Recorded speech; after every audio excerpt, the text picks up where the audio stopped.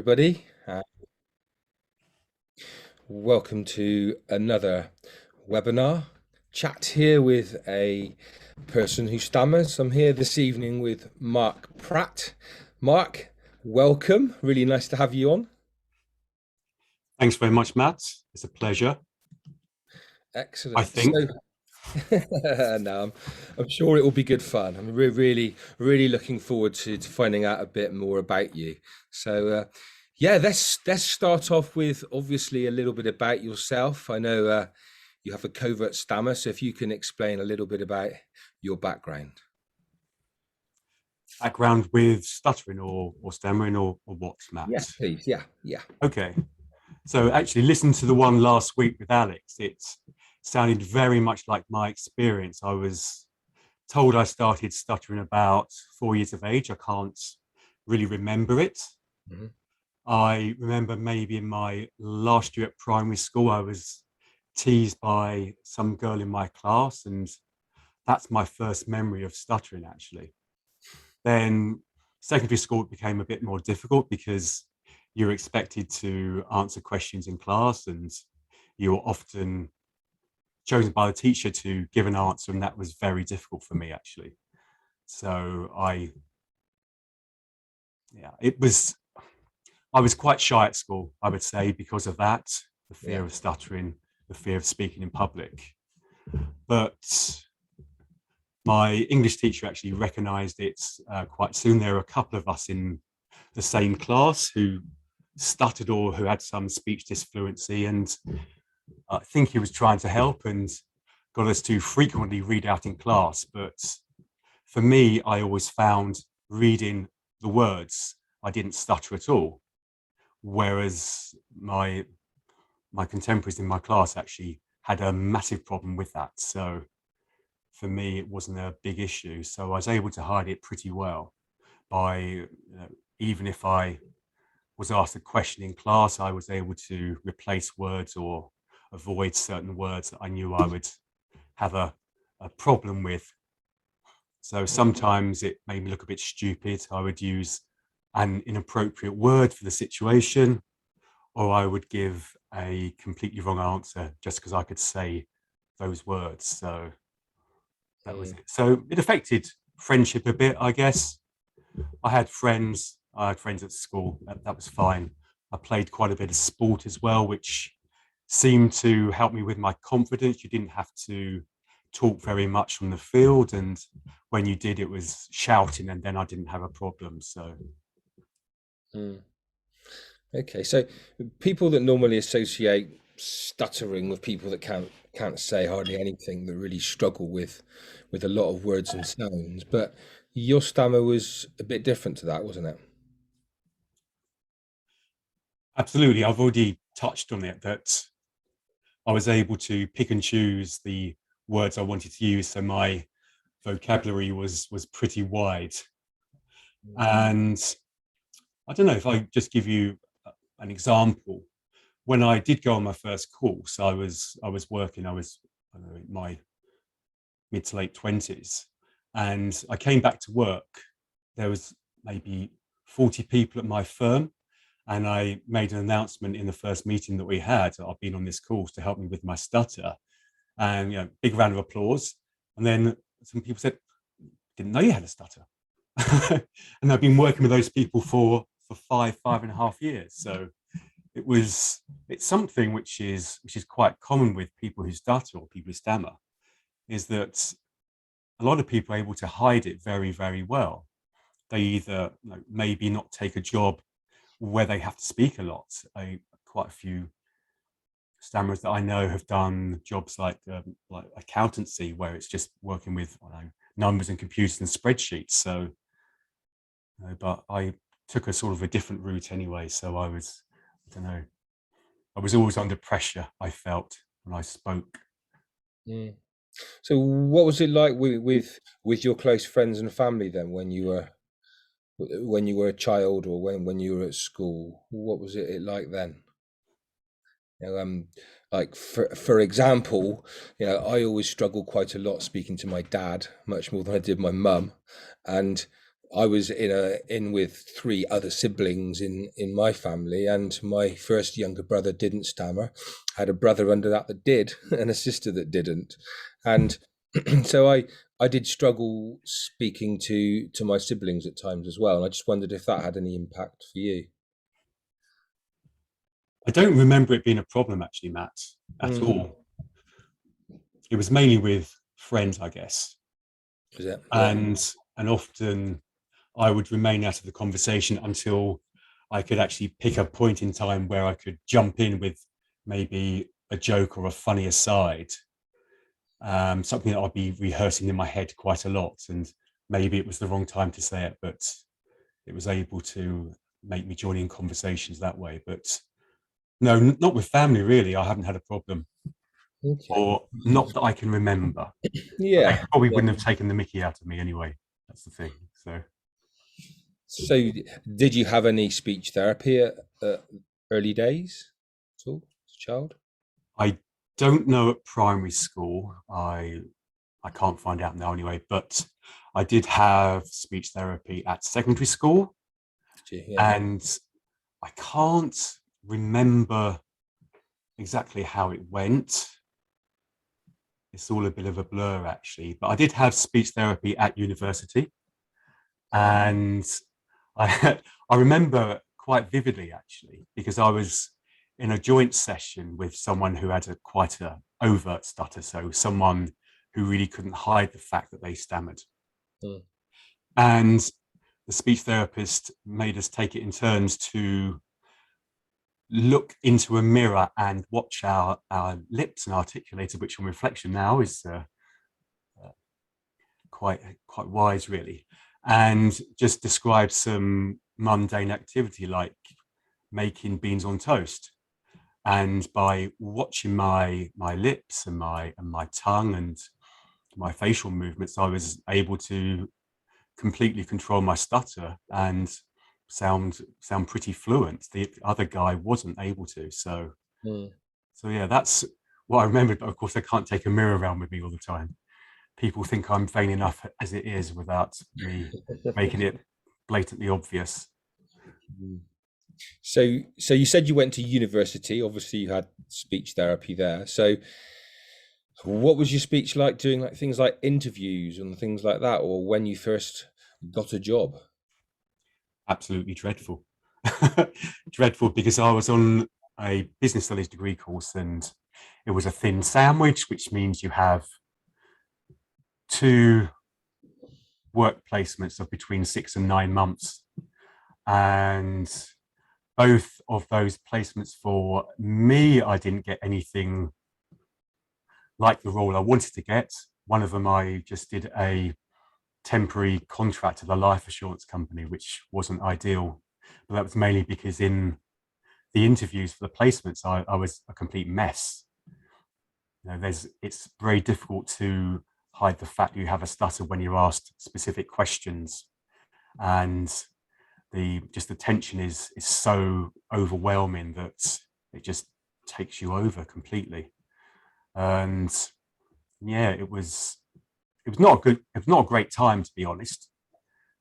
I was That was probably the worst time at university on the placements. And I can remember on one of the placements actually on the life assurance company, I answered the phone to someone and just stuttered out of control. And the guy said, "Oh, don't worry, take your time. I've got a friend who stutters." And that made me really angry. I don't know why. I don't know why actually. Okay, I can speak. I can speak. And bizarrely enough, it actually made me speak much more in control. So I don't know. Maybe I need a little bit of anger to motivate me, Matt. Yeah. Okay. So you obviously eventually got yourself a job, and what sort of a job did you have? Well, actually, it was actually a job in the same place as the life assurance job. Okay. So because yeah, I've always found it quite difficult to get a job that I actually want by going for interviews. And I tend to have to work my way through the organization so people see what I'm capable of doing. and really don't think that my stutter holds me back. It has been mentioned sometimes, but in the one time it was the guy who said I'm not suitable for this role, he actually created one for me, which was probably even better than I had hoped for anyway. So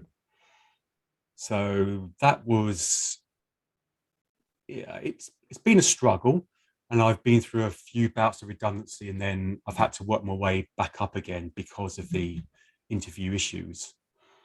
So, and it was only, I guess, only maybe about 7 years ago when I really took control of interview situations. And at my current firm, I went for two completely different jobs, two completely different roles, Yeah. but was completely open about my stutter and just, yeah, and I got both jobs. I had to turn one down, of course, but quite an interesting thing was I had to go through this psychological evaluation. And one of the questions was, so it's a great way to disclose about your stutter. One of the questions was, so do you see yourself as an introvert or an extrovert? I said, interesting question. I would originally thought I was very introverted, but since I've been on this speech program to help me control and hopefully conquer my stutter, I've had to really put myself into speaking situations that I would have never done before. So we might talk about it later, but public speaking and stand-up comedy and things like that, and coaching on the Maguire program. And so you can really turn around what some people might consider to be a weakness into a real strength. And that worked really, really well. And yeah, and I just got really great feedback from both those interviews because of that. So it is what you make of it, I guess. Okay. So obviously you said that's about 7 years ago. When did you join the Maguire program? What year? What year was that? So that was Quite a while it's ago. either 99 or 2000, but I don't think Was it? 19 or 20 or 21 years matters between friends, Matt. I Wow. think. So what made you think about joining the program then? Was there anything particular that set it off, or did you just see it advertised, or what? So at university, one of my good friends, he had a stutter and he was on the Maguire program. Grant Cairns, do you remember him? Okay. Vaguely. Mm. So yeah, and I guess it was about 4 or 5 years after he first went on his first course that I eventually thought about doing it, because I was having problems in interviews and I was stuck in a job that perhaps I didn't want to spend many more years in. So that's why I did it. And how did you find it? Well, what was it? I mean, what was it like? Can you remember any particular parts of your first course? Two two parts in well, 3 parts, 4 parts in particular. The first one was in the bar on the first night, because we didn't used to start the courses on the night before, did we? And one of the graduates came in and he was using very strong deliberate disfluency, voluntary stammering, or stammering on purpose type thing. Mm. And I was horrified. I thought, good grief, he's been on the course for years. This doesn't bode well. So that was the first thing. But the next thing was, actually, it was just a really cathartic release of so many years of pent up tension when I did my contacts, which is going into the town centre and trying to speak to at least 100 people, 100 strangers. And I was with a particular graduate who pushed me really, really hard, did some quite extreme stuff, and it scared the life out of me. But you push past that fear, and once you'd done it, the feeling was, just such an adrenaline rush. And I can remember coming back to the course room in the early evening, and you got up and said how many contacts you actually made, sat down, and I can remember bursting into tears. and thinking, why am I crying? But it was such a wonderful feeling that I've been involved in speaking situations that I would have never put myself in, and no one who would come on the course, who wouldn't come on the course, would ever do, such as disclose it, such as telling a packed upstairs of a bus that I was on a course to help me control my stutter, and going into the middle of you know a, a pub and saying that as well. So it's quite extreme stuff, but not What, did things that on that your first most course? people do. Jesus, that But was on your first course, was it? yeah, but that was Jesus. only because the person I was out with thought I could push myself harder. Okay, We yeah, started off with, that is extreme. normal stuff.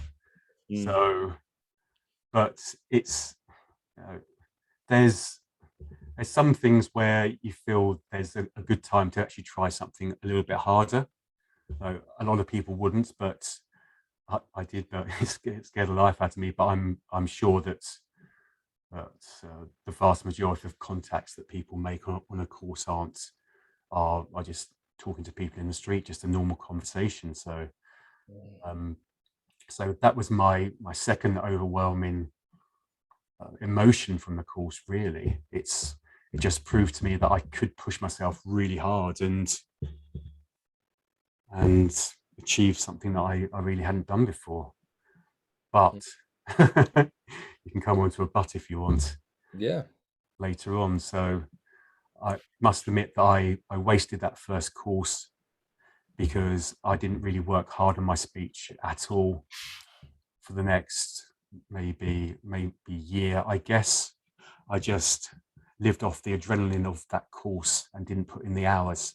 And that affected my speech quite badly. So when I needed to actually use all of the skills and techniques and learned experiences from the course, I couldn't fall back on them because they weren't strong enough. I hadn't trained myself well enough. And and yeah, that was a problem. So I drifted for a few years. Then we were talking earlier about I contracted allergic asthma off the course for 3 years, found it really hard to breathe, and then came back on and retrained as the coach. And and that was when I began. I'd learnt the lessons of having to actually put in the effort to actually be proficient, half proficient at something. Just like I think there's an adage in sports coaching: you have to put in 10,000 hours of work to become proficient at some activity, and that's what we try to do on the course here. Mm. So So in the early days, you obviously completed your first course, things were going well. You didn't use the support network. You didn't call your coach, I suppose. Is that what happened as well? I didn't call my coach. I think he, no, not very often after about the first month, because I felt that I didn't need it. I did use the support network. I was at support groups all the time because we ran one in London every week, and I was always there, always disciplined. But I guess it was the work outside that I didn't put in, and that's the biggest lesson that I've actually learned. I wasted all those early years, and I've had to put in much extra effort later on to actually compensate for that. And maybe we'll talk about that in a moment. Anyway. Mm. So you say about, well, let's talk about it regarding the extra effort. What did you have to put into when you got back involved in the program again that you didn't do before? Obviously, extra effort, but was there anything else that you need? What would people need to succeed on the program? Well, I think there's a certain courage that you need, and this type of courage, this type of bravery to uh, just. So there's two things here. One, it's okay to fail at things, but if you fail at things, learn your lessons and try to do that thing you failed at again and again and again. The second thing I think is you need to, we talk on the program about pushing out our comfort zones, and it's quite easy to rely on people from the program to get you by in speaking situations and give you advice, etc. But what I found was that I needed to do more things that really tested my speech outside of the Maguire program. So let me just say, so I I work in software. I work for a software company, and I was a consultant at that software company, which meant I met people, clients, virtually every single day, and had to make presentations, lead workshops, etc., which was a real nightmare for me. But I could have quite easily taken a different role at that firm, but I really wanted to succeed, excel at that particular role. So it was something I kept doing over and over again. So the more you do something, the if it's scary at the first instance, then the more you do it, the less scary it becomes, and hopefully the more proficient you become. And sort of like just simple things at work. I tied a quarter of my annual bonus to giving 4 presentations to the company each year. So I had no choice. Don't let people tell you that money is not a motivator, because it certainly is.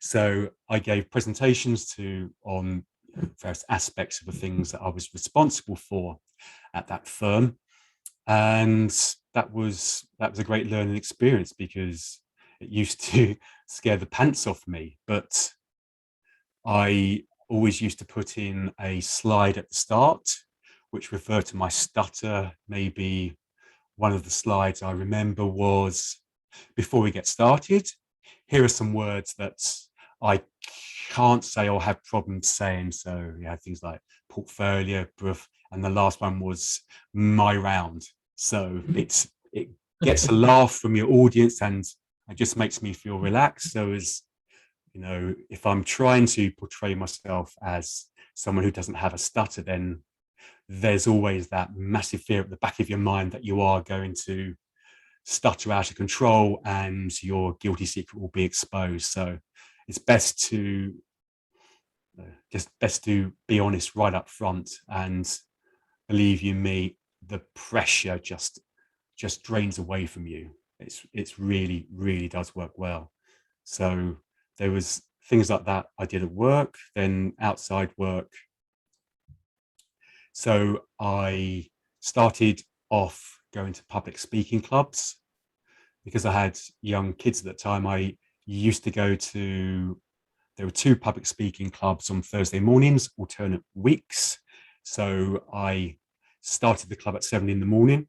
So getting up about 5:15 each Thursday to go up to these clubs. And it was, I wouldn't say it was life changing at first, because it only became life changing after I really pushed myself. So various things like giving prepared speeches, giving impromptu speeches, like people give you a topic to talk about for 2 minutes, having to evaluate someone's speech when you've got only a few minutes to actually prepare for it. So lots of pressure there. I found that really tough, but kept on doing it. So that really helped. And I guess the thing that really changed was, well, when I felt confident to enter the club's humorous speaking competition, and I won that and went through 2 more rounds, won those rounds, and then got to the UK final, Toastmasters UK final of the humorous speaking competition in 2016-17, I think. And that for me was a game changer, because before then I'd never thought that I could get any recognition for my speech, and to win prizes, like winning three trophies in that series going through to the final. It was, after each one I cried quite a lot, actually, because it was just yeah, it was just a wonderful feeling. I have been recognized by a group of my peers to be the number one speaker in this competition 3 different times. And yeah, it was just fantastic. I maybe did the speech in 15 different 15 different speeches with a tweak in each. So the same speech that I started off with sort of 30% resembled the speech in the final.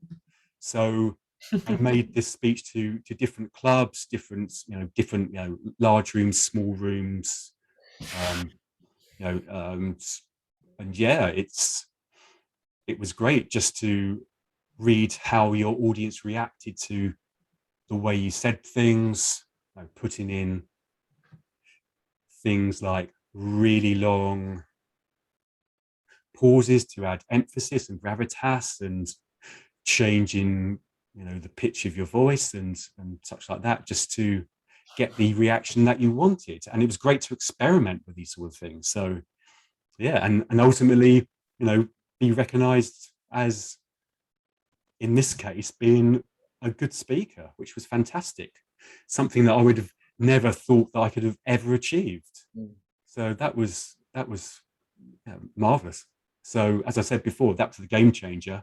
That's what's made my speech, that's given my speech the great foundation, because I pushed myself to do something difficult that involved hard work, a bit of courage as well, and something outside my normal comfort zone. So yeah, that was one thing. But the other thing that I've been doing is stand-up comedy now for about 7 years, I think, maybe 7 years. And I've done about 105 gigs, I think, maybe, Wow, in gee. that time. But if you think about it, it's one every month. so so every time that I do a gig, it feels almost like my first time. So I don't do it anywhere near enough to become even proficient at it. But certainly my last 2 gigs in the past couple of months, I've not really felt any fear getting on the stage, and I've actually really enjoyed the whole experience of it, which I don't know what it has been about lockdown, but before lockdown, I had that fear every single time. So yeah, I'm not sure why, but I've really enjoyed the experience, which I guess is something that we want to get to on the program. Those situations where we have a certain amount of trepidation or a certain amount of fear, we want to get to enjoying those. And that's where I've got to with stand-up comedy. So it's it's quite good. The first gig after lockdown, actually, not being on stage for 17 months, I think. I was on for 10 minutes, and the first 25 seconds was a complete disaster. I was supposed to come onto some music, but it picked up music from somewhere else, so no one could actually hear what it was. Then I had to take the microphone, and I used that hand gesture to stop the music, and the head of the microphone flew off about 10 feet across the floor. And I guess before, without all of this visiting time pressure stuff on the Maguire program, and learning about the importance of pausing and composing yourself. So with Toastmasters, the public speaking club, that helps as well. I was able to just nonchalantly just walk across, pick it up, take a couple of breaths before I started saying something to the effect of, well, that's not how I expected it to go. And that got a big laugh. So it's released the tension in the room, and I was able to carry on and enjoy the rest of it. So it's, everything's a learned experience. The more often you actually do it, the more nuances of those particular situations you will encounter and know how to deal with them. So yeah, so yeah, it's been quite a good experience, really. I didn't think I'd carry it on actually this long, but I do quite enjoy it now. So, has there been a lot of the Maguire techniques that you took into Speakers Club and Toastmasters, and again further on into the stand-up comedy, or is it more of a psychological change in you and being brave and courageous? I mean, what would you say? It's actually both, Matt. Yeah. Certainly, certainly, I use a lot of eye contact, especially in comedy, which most comedians don't. So, if I'm talking about maybe a sentence, I pick one person, get eye contact with them, and interact with them directly like that. I think that works really well. Certainly in Toastmasters, there's a lot of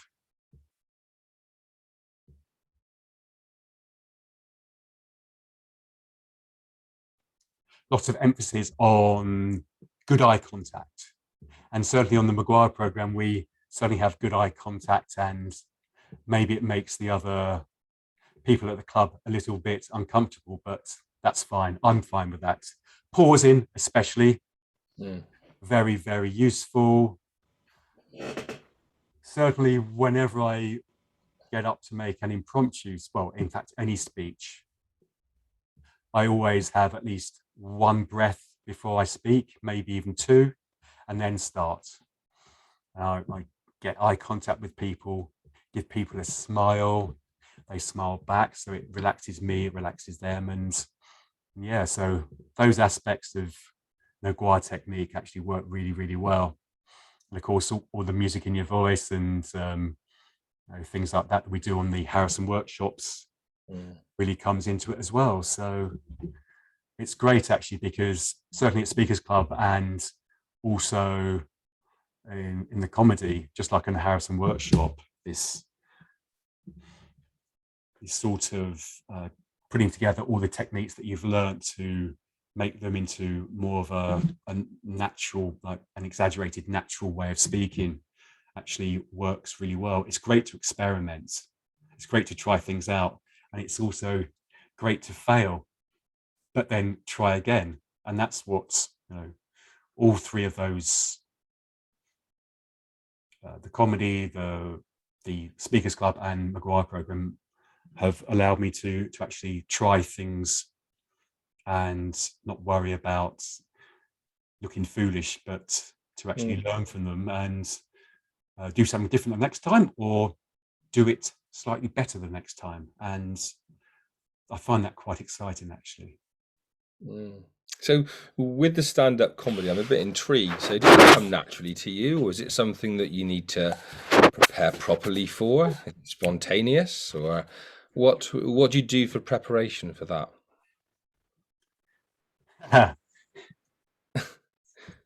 Normally it's a last minute thing, actually. No, I have a spreadsheet of about 650 jokes that I've written over the past like 7 years, 8 years. Okay. But there's a select few which I use. There's a few stuttering jokes there, which I use to disclose to the audience that I have a stutter.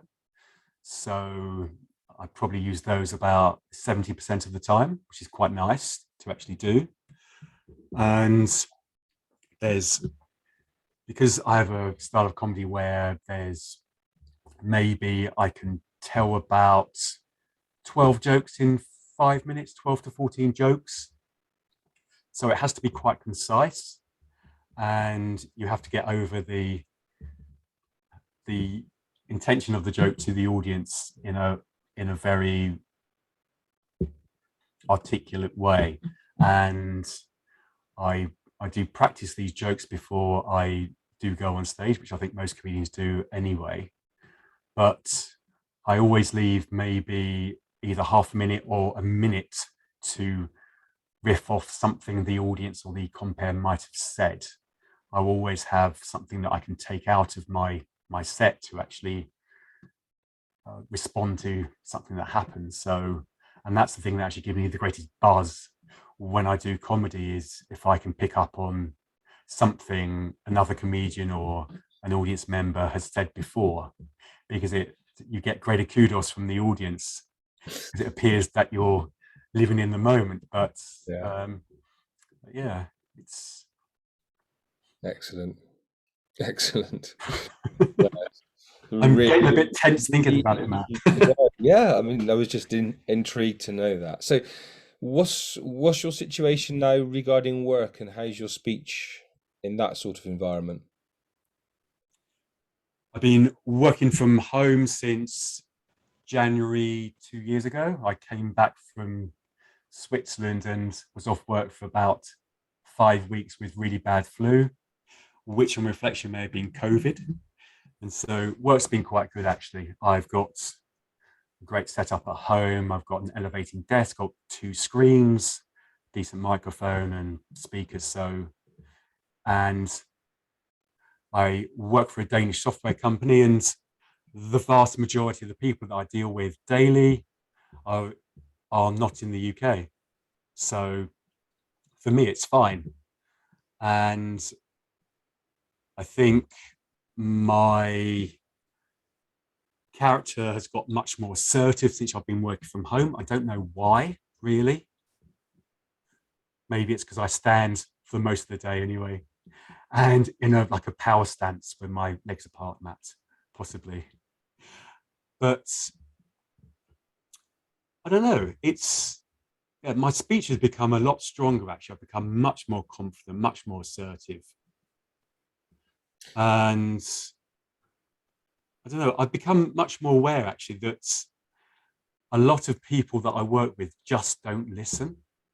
They just talk as soon as they can possibly talk, jump into conversations, and don't leave any gaps for people. So I used to find that quite irritating, but now if I can't get a word in edgeways, then I'll always come back to it, even if they've gone on to something else. I'll just say, "Oh, excuse me, there was something I wanted to say about that issue beforehand," and go back to it. So I probably in the past wouldn't have had that confidence to actually do it. Mm. I wouldn't have had the confidence to actually remain silent, because there's some meetings where you feel as if you have to say something. Why do you have to say something if you don't want to, or don't Mm. can't add something of value? So that's another big learning experience for me as well. So, and there was something else, but it's slipped my mind, Mm. I think. No, so I presume a lot of your work then is it on Zoom or Teams or on the phone? Is it? The 98% is on Teams, actually. Is it? Yes. Yeah. Yeah. And it works pretty well, I think. Good. Okay. Well, I think that's about it. We've been, what's it, 38 minutes. It's been really nice to hear you Sorry. talk about. No, absolutely fantastic. It's been some really interesting stuff, and it's really, really nice to hear your background and the fact that you left the Maguire program for a bit and then you come back to become a coach, and the work you had to put in to do that. I think is important to get across to people as well. But yeah, so thank you so much for tonight, Mark. Really appreciate it. And yeah, it just leaves me to say next Monday there'll be another one, no doubt. Hopefully, we'll have Rob Leckie here from the Maguire program next week, talking about a pretty similar story of being up and down with his speech and going off and coming back again. So, be nice to hear his background as well. So, thank you, Mark, and yeah, thank you once again, and I will speak to you soon. Okay, It's been a pleasure, Matt. Thank you. thank you. Bye. Bye.